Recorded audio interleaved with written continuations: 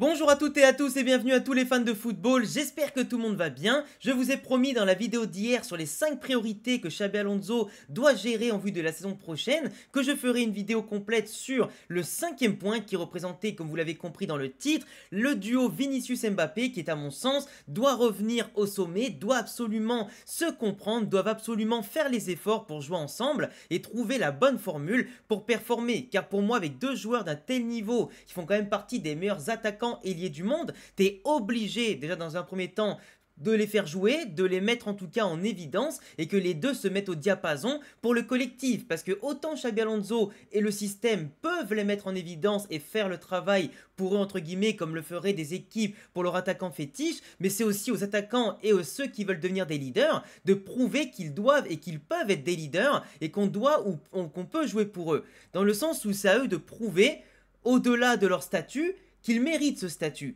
Et si tu fais pas les efforts, eh ben tu vas sur le banc, ou tu iras en tribune, ou au pire tu seras vendu au prochain mercato, ça y a pas de problème. Aujourd'hui c'est la méritocratie qui prime, c'est la concurrence qui prime, si t'es bon tu joues, si t'es pas bon tu joues pas. Il y a de la concurrence aujourd'hui, t'as Rodrigo, t'as Hendrick, t'as Gonzalo Garcia, t'as Massantono qui est là, t'as Brahim qui est là. Si jamais il faut encore recruter un attaquant pour mettre sur le banc Vini ou Mbappé au pire des cas, ce sera fait dès l'année prochaine. Mais aujourd'hui, c'est une nécessité pour le Real qui a d'autres priorités que recruter des attaquants parce que maintenant t'as Gonzalo Garcia qui est là, t'as peut-être encore besoin d'un milieu créatif, t'as peut-être encore besoin de Konaté en défense centrale, mais globalement, au-delà de recruter à des postes privilégiés, il faut se contenter aussi des fois de ce qu'on a. Et ce qu'on a, je suis désolé, mais avoir Vinicius et Mbappé dans l'équipe, c'est quand même un luxe impressionnant. Je parle aussi forcément de Rodrigo qui est quand même excellent comme joueur, bien que très inconstant, et que c'est pas pour rien quand même que les clubs de Première Ligue ou même le Paris Saint-Germain se positionnent dessus ou même le Bayern. Mais aujourd'hui, on a une composition qui ressemble à peu près à ça. Alors, évidemment, en blanc, les gardiens, en jaune, les défenseurs, en bleu, les milieux, en orange, les milieux plutôt créatifs, offensifs, en violet, les pistons et en rouge, les attaquants. Je vous ai mis toute l'effectif ici, à tous les postes évidemment, mais aujourd'hui, ce qui est quand même important de voir, c'est qu'on est quand même dans un dispositif en 3-5-2, et là, vous l'avez bien vu, moi, je mettrai, dans l'état actuel des choses et selon ma vision du football à court, moyen et long terme, une défense avec un Tchouaméni qui de base serait positionné en milieu de terrain, mais qui reviendrait en défense centrale, comme on l'a vu notamment positionné lors des matchs du mondial des clubs. Ce qui fait qu'on aurait une défense Huijsen, indéboulonnable, Tchouaméni, et la place ici se battrait entre Rudiger, Militao et Asensio. Je compte pas Alaba dans le débat parce qu'à mon sens, il est totalement déclassé et doit partir de l'effectif de cette saison pour faire de la place au niveau du salaire et éventuellement qu'on ait Konaté pour mettre Konaté ici à la place d'Asensio titulaire, parce que Tchouaméni est essentiel à la relance, essentiel par sa polyvalence au milieu et en défense pour jauger quand il faut avoir une défense à 3, une défense à 4 et surtout intervenir et solidifier tout ça, en plus d'une belle qualité de relance, tout comme Huijsen et Asensio qui peuvent donner des bons ballons aussi sur des balles longues. Donc aujourd'hui, cette défense-là me paraît quand même la plus athlétique, la plus costaud, la plus tactiquement intéressante et complémentaire. Et après au milieu de terrain, évidemment, Arda Güler dans ce rôle plus bas de créatif, aux côtés de Valverde qui lui va courir un peu partout, va pouvoir aussi se projeter parfois sur le côté droit ou même compenser les montées d'Arnold éventuellement. Mais aujourd'hui, Bellingham, qui pour l'instant bien sûr est titulaire indiscutable, on parle quand même de Jude Bellingham, mais qui sera pas là pendant quelques temps. Et donc du coup moi je mettrais plutôt Mastantuono le temps que Bellingham récupère évidemment de sa blessure à l'épaule. Tu as éventuellement aussi Brahim que tu peux instaurer ici en l'absence de Bellingham, qui l'avait très bien fait durant la saison 2024. Mais je pense que Xabi Alonso va plutôt tenter de mettre Mastantuono, qui a aussi un rôle où des fois il pourra jouer à droite quand Mbappé et Vinicius vont se décaler plutôt sur la gauche et sur l'axe et apporter cette projection. Parce que souvent Valverde va occuper cet espace-là, Arda Güler va occuper cet espace ici en se projetant, en cassant des lignes. Il faut pas oublier également que tu as les pistons qui vont parfois autant prendre l'extérieur quand Vinicius sera ici que des fois quand Vinicius sera là prendre l'intérieur. Donc en fait c'est normal que les joueurs vont se décaler petit à petit et que Mastantuono ne va pas coller Carreras et Vinicius et Mbappé mais plutôt prendre le côté droit dans le cas où Arnold ne part pas forcément coller la ligne ou dans le cas où forcément Arnold lui aussi sera ici. Donc tu vois tu auras forcément beaucoup de mouvements, tu auras beaucoup de proactivité dans l'effectif, mais si on replace déjà tout le monde pour faire après ce qui m'intéressait le plus dans cette vidéo. Attendez, je vous les replace un petit peu de manière correcte. Voilà, comme ça, on ne va pas faire un caca dans le brouillon. Parfait. Alors moi, ce qui m'intéresse dans cette vidéo de base, parce que ça, la vidéo tactique, je vous l'avais déjà fait sur Xabi Alonso, comment il comptait jouer et tout. Au final, je l'avais fait avant le mondial des clubs, et ce qu'on a vu au mondial des clubs, c'était presque similaire à ma vidéo, à deux trois détails près que je pouvais pas forcément prévoir. Mais de l'autre côté, on était quand même dans le juste. Après tout le mondial des clubs, on a fait ensemble le décortiquage à chaque match. Mais comment faire jouer Vinicius et Mbappé ensemble? C'est quand même ça l'enjeu majeur finalement de cette saison. C'est ça aujourd'hui que le Real Madrid doit prioriser, au-delà d'une défense stabilisée par les profils complémentaires, au-delà de Arda Güler replacé au milieu et un profil créatif offensif devant lui pour aider à fournir les attaquants en ballon et évidemment à le tenir ce ballon. Vinicius Mbappé, ce qui est intéressant, c'est que autant sur le papier tu peux dire que c'est des profils très similaires, on n'est pas sur des profils différents comme tu pourrais avoir avec un Vinicius et un Rossellou, avec un Mbappé ou un Haaland par exemple. Certes, c'est deux joueurs qui sont athlétiques, qui peuvent courir très vite, qui prennent de vitesse les défenseurs adverses, qui une fois qu'ils sont en profondeur, tu les rattrapes pas, et c'est des mecs qui sur une deux touches de balle peuvent marquer. Même si Mbappé évidemment il est beaucoup plus létal devant la cage que Vinicius, Vinicius lui il est beaucoup plus percutant que Mbappé. Vinicius il peut en dribbler 2-3 facilement et des fois conclure ou la donner, là où Mbappé depuis quelques temps à force de trop faire le playmaker a perdu un peu cette capacité et cet instinct que ce soit deux dribbleurs, même si pour certains c'était pas le meilleur dribbleur, il est quand même capable sur une deux touches et en la poussant de dribbler un ou deux mecs facilement. On l'avait vu en 2022, 2023, que ce soit la Coupe du Monde ou avec le Paris Saint-Germain. Le Mbappé qui est en forme à son prime et qui se contente de courir et de bien décaler la balle et de jouer intelligemment, il est de base inarrêtable. Mais un Mbappé plus létal, un Vinicius plus spectaculaire, pour moi c'est certes similaire mais surtout complémentaire. Et aujourd'hui, quand tu as gagné une Ligue des Champions avec Vinicius, Rodrigo devant, qui eux aussi sont très similaires, bien que Rodrigo fasse un peu plus d'efforts que Vini et soit plus technique entre guillemets dans le côté combinaison, etc., où il était un petit peu à l'aise tel un Benzema finalement, Vinicius, il est tout sauf mauvais en technique. Il est capable de combiner avec tout le monde, il est capable quand il lâche le ballon et qu'il ne veut pas faire le dribble de trop, de faire exactement ce que fait un Rodrigo par exemple, avec surtout plus d'intensité de percussion encore. Vinicius et Mbappé, déjà c'est simple, s'ils veulent jouer ensemble, il faudra faire les efforts. Là, tu es positionné dans ta moitié de terrain, si Vinicius et Mbappé ne vont pas chercher le pressing en même temps, ne vont pas couper les premières lignes de passe, ou simplement ne vont pas, dans un premier temps, gêner les défenseurs quand ils ont la balle, quand ils vont la décaler ici ou décaler là-bas, ça ne marchera pas. Le Real, s'ils veulent gagner des trophées comme le Paris Saint-Germain, comme Liverpool, le Bayern ou le Barça, il va falloir que tout le monde fasse les efforts. Donc déjà, défensivement parlant, tout le monde doit faire les efforts. Quitte à sacrifier 1% de ton énergie à chaque fois, il faut que tu ailles jusqu'au bout. Que tu sentes que le numéro 2, que le numéro 5, que le 4, que le 3, voire même le gardien, sentent qu'il y a un danger à côté d'eux. Si tu ne fais pas les efforts, le mec il va avoir tout le temps de relancer, il sera jamais inquiété. Et un numéro 2 par exemple, s'il a la balle et que Vinicius il va pas, que Carreras il est positionné ici, là tu te retrouves forcément avec un 2 qui a tout le temps de la donner au 1, au gardien, au 3, au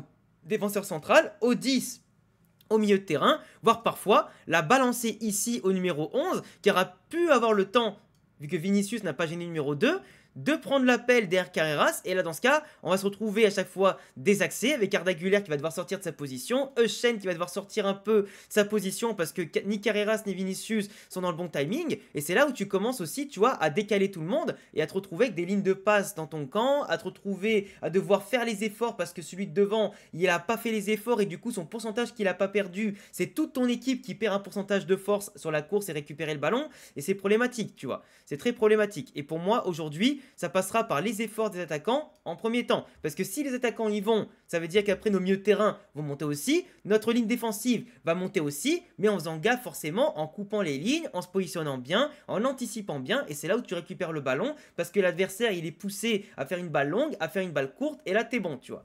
Nous, ce qui nous intéresse surtout aussi, au-delà de l'aspect défensif, c'est l'aspect défensif, c'est l'aspect offensif. Vinicius et Mbappé, pour moi, s'il y en a un qui est en pointe, l'autre ne doit pas rester collé à lui. On a vu souvent les mêmes schémas, avec Vinicius qui est ici, avec Mbappé qui était là, et avec Carreras qui était, enfin pas Carreras mais Fran Garcia qui était là. Là j'ai mis Carreras, mais allez si vous voulez pour que ce soit plus clair, on va mettre Fran Garcia. Voilà, on va mettre Fran Garcia parce que c'était plutôt le cas au mondial des clubs.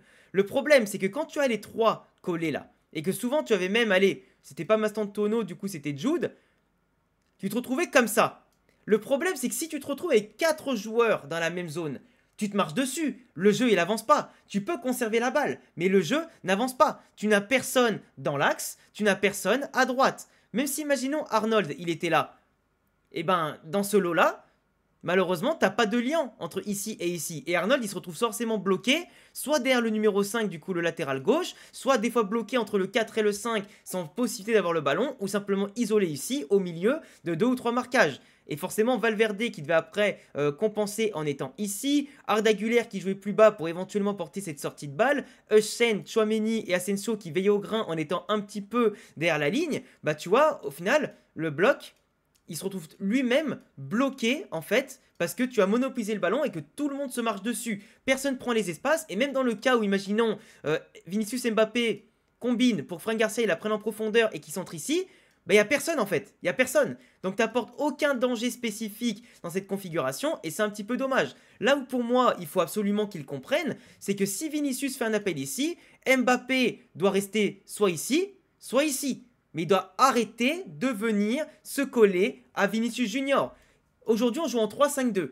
On sait que le 3-5-2 avec les pistons, tu as la possibilité pour Fran Garcia et Alexander Arnold de jouer soit vers l'intérieur, soit vers l'extérieur, comme le faisaient Frimpong et Grimaldo avec les Verkusen. Mais aujourd'hui, pour que ça fonctionne, il faut aussi que les attaquants bougent. Donc si Mbappé colle la ligne, ça veut dire que Fran Garcia doit aller ici. Et c'est ainsi que si tu gardes un point de fixation ou quelqu'un qui peut la reprendre comme Vinicius ou alors comme Kylian, c'est là où justement tu peux apporter le danger. Parce que Vinicius pour Fran Garcia, qui déborde, qui la met en retrait, tout comme on l'avait vu contre, je sais plus si c'était contre Pachuca ou quoi, mais après Bellingham il avait marqué ici, en se projetant et en concluant du gauche, bah tu vois, c'est en ayant un positionnement intelligent, complémentaire, sans toucher les mêmes zones que ça va fonctionner. Si les joueurs qui sont rapides se retrouvent collés pour se gêner, collés pour combiner, mais t'en as pas un seul qui prend la profondeur, c'est extrêmement compliqué. C'est pour ça que Mbappé et Vinicius doivent constamment garder une certaine marge, avec surtout du lien. Ce qui était un peu problématique à l'époque, c'est que tu n'avais pas les pistons. On n'avait pas d'arrière latéraux comme Fran Garcia ou comme Alexander Arnold qui savaient déborder ou qu'on ne mettait pas dans les bonnes dispositions. Donc en fait, on obligeait Vinicius et Kylian à soit déborder eux-mêmes et centrer eux-mêmes. Là, eux, on peut juste leur demander, concentrez-vous sur la partie axe gauche, l'axe ou l'axe droit, partez en profondeur, parce que dans tous les cas, les pistons sont là maintenant. Et dans le cas où c'est eux qui débordent, ils auront toujours des solutions. Avec Fran Garcia ici, si c'est Mbappé qui est là, t'as Alexander Arnold, et éventuellement, comme on l'a vu, Bellingham qui va pouvoir se projeter en étant limite un numéro 9 comme on l'avait déjà vu dans la saison 2024, et c'est comme ça que tu apportes du danger, par ce mouvement, cette complémentarité. Par contre, je le répète, si Fran Garcia, Alexander Arnold débordent, que Mbappé et Vinicius se marchent dessus ici, ou se marche dessus ici, qu'est-ce que tu fais? C'est pour ça que moi je te disais que de base, Gonzalo Garcia, en pointe, il était incroyable, dans le sens où il faisait le pressing, les efforts, et servait de point d'appui, et il a marqué beaucoup de buts en étant toujours à l'affût d'une balle lobée de Arda Güler, d'une belle balle de Bellingham, d'une balle en profondeur d'Alexander Arnold, ou simplement d'un centre venu sur le côté de l'un des deux attaquants, et c'est comme ça que ça rentrait, parce que tu le mets du poids sur la défense. Si imaginons tu débordes à gauche, et qu'Mbappé il est là, ben je le répète, les deux défenseurs centraux, ils se regardent tranquillement les mains dans les poches, ils ont les mains dans le jean, et en fait, ben il y a plus personne qui peut attaquer parce que le seul joueur qui va pour y aller comme Bellingham va se retrouver en 1 contre 2. Alors à moins que la balle soit parfaite et que lui fasse le petit pas et que le 3 et le 4 il fasse, je sais pas, une erreur de placement, c'est impossible de marquer comme ça. Tu vois ce que je veux dire? Donc aujourd'hui, ce qu'il faut, c'est que au-delà de la prise en profondeur évidente qui peut nous faire marquer des buts et globalement apporter du danger, c'est que Mbappé et Vinicius soient surtout plus intelligents. Et quand tu vois en fait le mouvement qu'on apporte sur le côté avec nos joueurs, ça apporte surtout plus de clarté, ça apporte plutôt, on va dire, quelque chose d'assez impactant. Quand je vais placer, tu vois, l'équipe adverse, tu vois, sur le terrain, imaginons qu'ils soient placés dans notre camp. Donc on est là avec les deux centraux ici, voilà. Imagine, là on a la balle, on la récupère. Il en faut toujours un qui soit là et un qui vienne attirer la défense, tu vois, pour que le 4 sorte de sa position et que le 3 là se retrouve en 1 contre 1 avec Vinicius et Mbappé. On a vu ce schéma de jeu plein de fois côté Real, qui des fois aboutissait, des fois aboutissait pas. Mais quand tu as la balle avec nos qualités de relance comme Tchouaméni, Asensio, Heusen, qui peuvent soit sauter une ligne directement, ici là, avec des appels, tu vois, incessants dans le dos, entre les lignes, Normalement, si t'en as un qui décroche, l'autre qui y va, au lieu d'avoir les deux qui font les appels en même temps, comme des abrutis, ça peut pas fonctionner comme ça. Le 4 et le 3, ils sont pas débiles. Si Mbappé et Vinicius sont positionnés ici et qui décrochent pas, et qui font tous les deux l'appel, bah ils vont le suivre. Et après, tout le bloc aussi va suivre. Et même le gardien peut anticiper, tu vois, en sortant. Mais si t'en as un qui décroche, et que tu laisses le vis-à-vis, là, et là, en 1 contre 1, tout se joue ensuite sur le timing et la qualité technique. Et évidemment, sur la qualité de la passe. Mais aujourd'hui, il faut savoir libérer de l'espace pour l'autre. Et bien sûr, au-delà des combinaisons qu'ils peuvent faire, parce que une fois parti en contre, imaginons, si tu mets le 3 et le 4 ensemble, Mbappé et Vinicius, il y en a un toujours qui doit faire l'appel pour amener le défenseur à lui, pour ne pas que le défenseur, ou alors soit lui, en train d'hésiter en mode qu'est-ce que je fais. Il y a le 4 sur Mbappé, du coup le 3, il va soit hésiter à couvrir, au cas où si le 4 se fait passer, lui il peut arriver en couverture, ou alors simplement couper une potentielle ligne de passe. Mais si le 3 il est là, et il dit putain le Mbappé il est trop rapide, qu'est-ce qu'on va faire? Mbappé dans le bon timing, il la donne à Vinicius, t'es refait mon pote, t'es refait. Et inversement, si le 3 il va sur Vinicius, qui a la balle, que le 4 il suit Mbappé, mais qu'Mbappé sur un appel croisé, il amène le défenseur et qu'après sur un appel contre appel il y va, ou tout comme Vinicius peut profiter de la déboire pour déborder et ensuite centrer, c'est ça le truc, mais il faut jouer intelligent. Et le nombre de fois où les deux ont attaqué ensemble et se sont donné des passes de merde ou se sont donné des ballons, mais dans les mauvais timings parce qu'ils se comprennent pas, etc. C'est pas forcément un manque d'intelligence individuelle, mais c'est un manque d'intelligence de duo en fait. Donc aujourd'hui, à trop vouloir marquer ou à trop vouloir faire la diff tout seul, ils s'en oublient des fois eux-mêmes. Donc aujourd'hui, ce que j'aimerais vraiment qu'ils fassent, c'est compléter leurs appels, ne pas se marcher dessus. Parce qu'encore une fois, quand Mastontono sera ici, bah des fois tu auras un joueur qui sera très à l'aise sur le côté droit, ce qui pousse Vinicius et Mbappé dans leur zone préférentielle, mais Vinicius a déjà beaucoup joué dans l'axe, tu vois. Donc il sait jouer dans l'axe, Vinicius. Il sait jouer dans l'axe. Donc aujourd'hui, c'est pas un mystère pour Mbappé de prendre le couloir gauche, tout comme jouer dans l'axe ou inversement. Donc c'est à eux, suivant les phases de jeu, leur positionnement et le soutien qu'ils ont, avec parfois Arda Güler qui va monter, Fran Garcia qui prendra le côté, ou alors simplement qui prendra l'axe pour dédoubler ou simplement apporter plus de, comment on appelle ça, de tranchant entre les lignes. C'est à eux de savoir aussi se servir des coéquipiers qu'ils ont. Parce que Vinicius et Mbappé cette année, dans le chaos tactique, ils étaient trop seuls, ils étaient trop isolés. Mais là où tu as les solutions et des joueurs qui sont tactiquement cadrés, t'es pas censé te marcher dessus, t'es pas censé bouffer les espaces, t'es pas censé avoir des problèmes pour créer ton jeu, tu vois. Donc c'est pour ça que Vinicius et Mbappé, au-delà de Mbappé qui doit arrêter de faire le playmaker et souvent se positionner, je pense, dans l'axe, parce que je le rappelle, lui c'est vrai le vrai tueur de l'équipe. Pour moi, c'est par ça, leur complémentarité, leur mouvement et leur vitesse, qu'on arrivera vraiment à bousculer les défenses, à parfois les pousser à reculer, évidemment, à nous monter le bloc.